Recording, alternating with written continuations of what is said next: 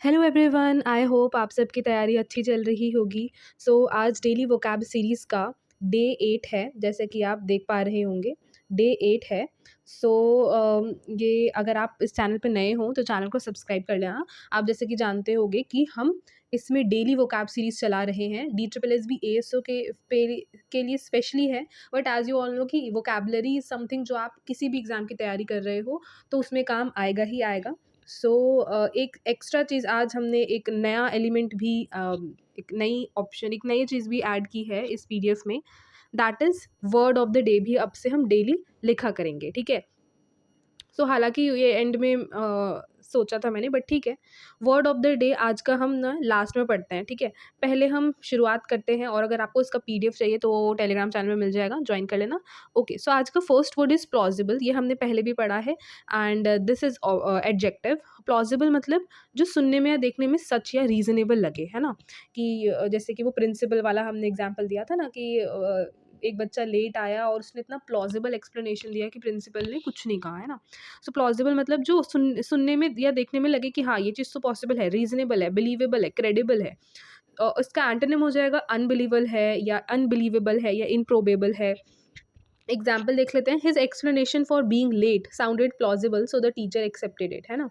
Okay, second word is adept. Adept ये जो कि एडजेक्टिव है, इसका मतलब किसी काम में बहुत स्किल्ड या निपुणता होना, कि मतलब वो किसी चीज़ में बहुत अच्छा है अगर, तो बोलेंगे कि वो एडेप्ट है, यानी वो स्किल्ड है, यानी वो प्रोफिशिएंट है। इसका उल्टा हो जाएगा वो इनेप्ट है, अनस्किल्ड है। एग्जाम्पल देख लेते हैं। She is adept at solving reasoning question quickly, है ना, कि वो मतलब एकदम रीजनिंग के सवाल सॉल्व करने में एकदम अडेप्ट है, यानी कि एकदम स्किलफुल है। हाँ, यानी कि वो उसमें बहुत अच्छी है, निपुण है। Okay, third word is tedious. Tedious adjective है हमारा, यानी कि बहुत बोरिंग और लंबा लगने वाला काम हो, उसको हम टीडियस बोलेंगे। तो इसका सिनोनिम हो सकता है बोरिंग हो, मोनोटोनस हो। मोनोटोनस क्या नहीं सुने होंगे अगर आप, कि मोनोटोनस है यानी कि यार एक ही चीज़।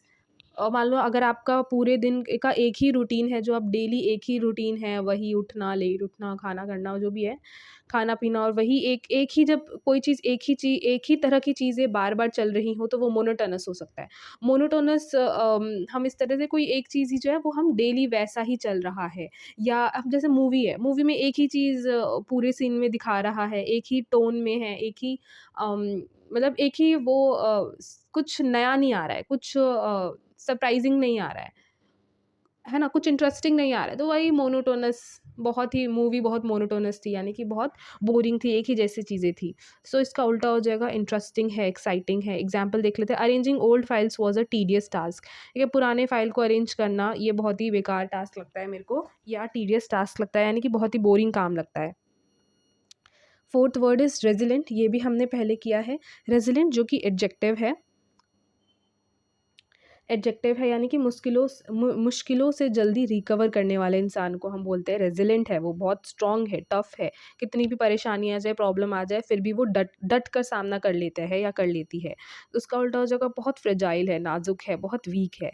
राइट। एग्जाम्पल देख लेते हैं। Despite failing once she remained resilient and prepared again, है ना। एक बार फेल होने के बाद भी वो डटी रही, रेजिलेंट रही, और उसने फिर से तैयारी शुरू कर दी। Impartial. Fifth word is impartial, जो कि जिसका मतलब होता है एडजेक्टिव, यानी जो बिना किसी पक्षपात के डिसीजन ले, है ना। मतलब पार्शियलिटी नहीं होता कि स्कूल में, या फिर ज़्यादातर स्कूल में हम देखते हैं कि टीचर्स जो पार्शियलिटी करते हैं, या नॉट ओनली स्कूल में, आप कहीं वर्क करते हो ऑफिस में या कहीं भी काम करते हो, तो वहाँ पर भी कहीं ना कहीं ऐसा देखने को मिल ही जाता है कि अगर जिसको जो इंसान पसंद है तो उसके प्रति जो है पार्शियलिटी करने लगते हैं हम। ये इम्पार्शियल है। जस्ट अ मिनट, ये स्क्रीन का, हाँ हाँ अब ठीक है ब्राइटनेस। हाँ, तो इम्पार्शियल लग गया, मतलब जो पक्षपात नहीं करता है, जो एकदम न्यूट्रल है, फेयर है। देखो आ ही गया। सिनोनिम इज फेयर, न्यूट्रल है। एंटोनिम इज जो बायस्ड हो, पार्शियल हो। बायस्ड होता है ना कि वो एक तरफ झुका रहता है इंसान किसी के प्रति। एग्जाम्पल देख लेते हैं। द जज remained impartial through out the case, है ना। जज को जो है इम्पार्शियल रहना पड़ता है, तो जज जो है वो through out the case impartial रहा। उसने किसी के प्रति बायसनेस नहीं शो किया, पक्षपात नहीं किया। सिक्स्थ वर्ड इज वेग। वेग इज ऑल्सो एडजेक्टिव, जो मतलब क्लियरली समझना है कि यार ये बहुत ही वेग कहानी लग रही है मुझे जो इंसान बता रहा है। मतलब बहुत ही मतलब क्लियर नहीं है, बस ऊपर-ऊपर से चीज़ें बता दिया है कि मतलब देख के लगेगा कि फेक जैसा कम से कम कुछ कह सकते हो, या अनक्लियर है या इनडिस्टिंक्ट है। इसका उल्टा हो जाएगा बहुत क्लियर है, बहुत डेफ़िनिट है। हिज़ इंस्ट्रक्शंस वर सो वेग दैट एवरीवन गॉट कन्फ्यूज़्ड। उनके इंस्ट्रक्शन इतने वेग थे, इतने अनक्लियर थे कि सब लोग बहुत कन्फ्यूज़ हो गए। प्रॉम्प्ट, प्रॉम्प्ट इज़ समथिंग जैसे कि आजकल बहुत चल रहा है कि अगर आपको ऐसा फ़ोटो एडिट करना है, चैटजीपीटी से ऐसा निकालना है, तो आप ये प्रॉम्प्ट डालो, तो आ जाएगा। तो फिर आपको बोलते हैं कि comment prompt for the prompt, right? So ये तो आप सब सुन रहे होंगे, काफ़ी लोगों ने सुना होगा। प्रॉम्प्ट इज़ एडजेक्टिव भी, वर्ब भी कह सकते हैं, यानी कि समय पर, या यहाँ पर इसका मतलब वो नहीं है लेकिन, है ना? यहाँ पर प्रॉम्प्ट का मतलब वो नहीं है जो हम चैटजीपीटी से प्रॉम्प्ट वगैरह माँगते हैं। यहाँ पे प्रॉम्प्ट का मतलब है समय पर, कोई काम समय पर करना या बिना डिले के करना। सिनोनिम हो जाएगा जो पंक्चुअल है, क्विक है, और एंटोनिम इज़ डिलेड करना, स्लो करना। So the customer support team gave a prompt reply. Prompt reply मतलब जब ही प्रॉब्लम आया उसी तुरंत रिप्लाई दे दिया। सो मे बी हम इसको इससे रिलेट कर सकते हैं कि हमें तुरंत चाहिए होता है ना रिस्पॉन्स, जैसा हम बनाना चाहते हैं, तो इसलिए उसको शायद प्रॉम्प्ट बोलते हो। यानी कि अगर हम प्रॉम्प्ट माँग रहे हैं तो यानी कि कोई चीज़ हमें जो जल्दी से चाहिए। Okay. Hinder, eighth word is hinder. Hinder मतलब कि रुकावट पैदा करना, ये वर्ब है। यानी ऑब्स्ट्रक्ट, हैम्पर करना, कि यार मेरे रास्ते में ये एक हिंडर है, वो है मेरा सोशल मीडिया, राइट? तो वो ज़्यादातर लोगों के बीच में हो सकता है। तो ये मैं एक एग्जांपल दे रही थी कि हिंडर मतलब कि जो हमारे हमारे जो हमारा डेस्टिनेशन है, जो हमारा एम है, उसके बीच में रुकावट कौन ला रहा है। तो वो जो रुकावट है वो है हिंड्रेंस। हिंडर, हिंडर करना मतलब रुकावट लाना। सो इसलिए ये कोई काम हो रहा है, सो ये वर्ब है। सिनोनिम तो देख लिया। एंटोनिम की मतलब हेल्प करना, फैसिलिटेट करना कि मतलब आसानी से ईज़िली वो काम जो है और हो सके। एग्ज़ाम्पल देख सकते हैं, too much scrolling on social media can hinder your preparation. देखो यही वाली बात आ गई कि अगर आप बहुत ज़्यादा स्क्रॉल करोगे सोशल मीडिया पे तो वो आपके प्रिपरेशन को हिंडर कर सकता है। Ninth word is conceal. Conceal मतलब कि छुपाना, ये भी वर्ब है, ठीक है? आप कुछ क्रिया कर रहे हो ना, छुपा रहे हो, कर रहे हो, इसलिए वर्ब है। सो आप अगर लड़कियां ज़्यादातर जानती होंगी कि एक हमारा हम मेकअप में यूज़ करते हैं कंसीलर। कंसीलर यूज़ करते हैं, अगर आपने सुना है तो बहुत अच्छी बात है, लड़कों ने भी। सो कंसीलर में हम क्या करते हैं, कंसीलर का काम यही होता है कि जो फेस में जो भी दाग धब्बे हैं या जो डार्क सर्कल्स वगैरह है, उसको हम कंसील करते हैं, उसको हम छुपाते हैं। किसकी मदद से? कंसीलर की मदद से, राइट? सो दैट मेकअप जो है, लुक जो है, फेस का लुक एकदम फ्लॉलेस दिखे, स्मूथ दिखे। सो इसी से समझना आसान होगा, कंसील मतलब छुपाना, हाइड करना, कवर करना। एंटोनिम हो जाएगा रिवील, कि आप उसको रिवील कर रहे हो, एक्सपोज कर रहे हो, यानी दिखा रहे हो। Example, he try to conceal his disappointment after the result. ऐसा हो सकता है कि रिज़ल्ट आने के बाद वो जो है अपना डिसअपॉइंटमेंट कंसील करने की कोशिश करता है फैमिली से या फिर फ्रेंड्स से। कंसील यानी कि छुपाने की कोशिश करती है अपने, अपना जो उसका जो मूड ऑफ हो गया या जैसा भी है, डिसअपॉइंटमेंट है ना, हाँ, तो यानी कि निराशा जो है, अपनी निराशा रिज़ल्ट देखने के बाद वो फैमिली से, फ्रेंड से कंसील कर रहा है, यानी कि छुपा रहा है। Okay, 10th word is witty. Witty is also adjective. Witty मतलब जो इंटेलिजेंट और फ़नी बातें करे, ठीक है? इंटेलिजेंट भी बातें करे, फ़नी भी बातें करे, तो यानी वो क्लेवर है, ह्यूमरस है।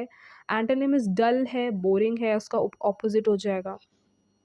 हर witty comments made everyone laugh, है ना? उसके विटी कमेंट्स जो है सबको हँसा देते हैं। चलो तो हम अपने नेक्स्ट फेज़ में आते हैं। अगर आपको समझ आ रहा है और अब तक आप देख रहे हो, अगर आपको अच्छा लग रहा है, लगातार देख रहे हो, तो चैनल को सब्सक्राइब ज़रूर कर लेना। अपने फ्रेंड्स के साथ या किसी भी ग्रुप में जॉइन हो तो वहाँ पे शेयर कर देना कि बाकी को भी हेल्प मिले। और बाकी अगर आपको अच्छा लग रहा है अभी तक तो लाइक कर देना, और कमेंट करके भी बताना कि आपको कैसा लगा, या कोई चेंजेस करने हैं, कोई भी फीडबैक देना है, तो वो आप कर सकते हैं। चलो जल्दी से अब आ जाते हैं हम आइडियम्स एंड फ्रेजेस पे। सो आज का पहला आइडियम है हमारा गो द एक्स्ट्रा माइल, यानी कि ज़रूरत से ज़्यादा मेहनत करना। Go the extra mile, she always goes the extra mile to complete her notes, है ना? और जैसे जो अभी बिगनर्स है, अगर आप बिगनर्स हो, तो ये अच्छा, ये एग्जाम्पल पहले बता देती हूँ, यानी कि अपने नोट्स कंप्लीट करने के लिए उसने ज़रूरत से ज़्यादा मेहनत की। She goes the extra mile. अगर आप बिगिनर एस्पिरेंट हो, आपके पास 6 महीने हैं, या आपके पास 2 महीने हैं, या आपके पास 1 साल है, तब पर भी, फिर भी आपको जो है एक्स्ट्रा माइल जा कर के तैयारी करनी पड़ेगी। You have to go the extra mile to complete your syllabus within 6 months, right? तो ये देखो एज़ मतलब ऑन द स्पॉट बना दिया। सो ये ज़्यादा अच्छा एग्ज़ाम्पल था जो अभी मैंने दिया। बाकी आप कुछ भी ऐसे बना सकते हैं। इन हॉट वाटर मतलब मुसीबत में होना, है ना? He was in hot water after missing the document submission deadline, कि अब उस डेडलाइन में उसने अपना डॉक्यूमेंट सबमिट नहीं किया, तो अब वो जो है परेशानी में है, मुसीबत में है। He was in hot water. On cloud 9 हमने किया है कि बहुत ही ज़्यादा खुश होना, कि आप एकदम 7वें आसमान पे पहुँच गए, वैसे बोलते हैं ना, बट यहाँ पे क्लाउड 9 लिखा है 9वें आसमान पे, कि बहुत ही ज़्यादा खुश खुश हो। जब आपने एग्ज़ाम क्लियर कर लिया, रिटन एग्ज़ाम क्लियर कर लिया, तो आप क्लाउड 9 पे पहुँच जाओगे, right? So I was on cloud 9 after clearing my DSSS exam बोल सकते हो, after clearing my written exam बोल सकते हो।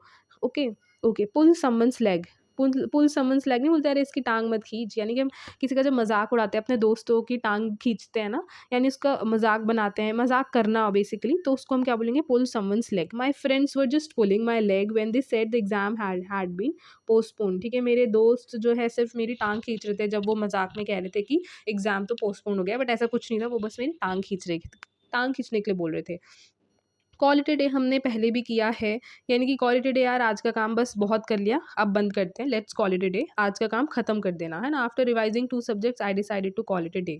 चलो, अब अपने जल्दी से आ जाते हैं वन वर्ड सब्स्टिट्यूशन पे। आज का हमारा पहला वर्ड है ऑप्टिमिस्ट। ऑप्टिमिस्ट मतलब कि हर सिचुएशन में जो पॉजिटिव सोचता है, कितनी भी परेशानी में हो इंसान अगर, और फिर भी वो इंसान अगर पॉजिटिव ही सोच रहा है, तो इस तरह के इंसान को ऑप्टिमिस्ट बोलते हैं, है ना? ऑप्टिमिस्ट मतलब जो हर चीज़ में कोई अच्छी चीज़ निकाल लेता है, पॉजिटिव ही रहता है हमेशा। और कुछ लोग होते हैं जो अच्छी चीज़ में भी नेगेटिव फाइंड कर लेते हैं कुछ ना कुछ, सो वो डिफरेंट है, उसकी बात भी करेंगे। अभी हम ऑप्टिमिस्ट समझ में आ गया कि हर सिचुएशन में पॉजिटिव सोचने वाला, who looks at the bright side, हर चीज़ का से वो अच्छी साइड देखता है, सो उसको हम ऑप्टिमिस्ट बोलेंगे। And optimist treats every failure as a learning opportunity. एक जो ऑप्टिमिस्ट होगा वो हर एक फेलियर को फेलियर की तरह नहीं समझेगा, वो एक हर एक फेलियर को लर्निंग अपॉर्चुनिटी की तरह समझेगा।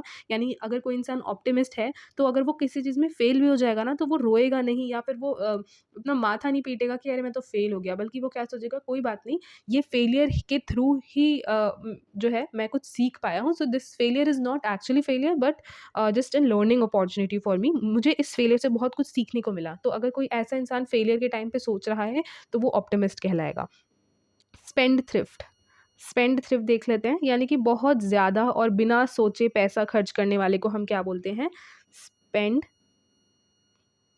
थ्रिफ्ट, स्पेंड थ्रिफ्ट बोलते हैं। हु स्पेंड्स मनी केयरलेसली, बिना परवाह किए पैसे खर्च करते, बिना सोचे बिना प्लान किए, हद से ज़्यादा, ज़रूरत से ज़्यादा और बिना सोचे समझे पैसे खर्च वाले को हम बोलते हैं स्पेंड थ्रिफ्ट। और spendthrift often struggle to save save money, तो जो स्पेंड थ्रिफ्ट होगा वो उसे पैसे सेव करना, उसके लिए पैसे सेव करना बहुत मुश्किल काम होगा।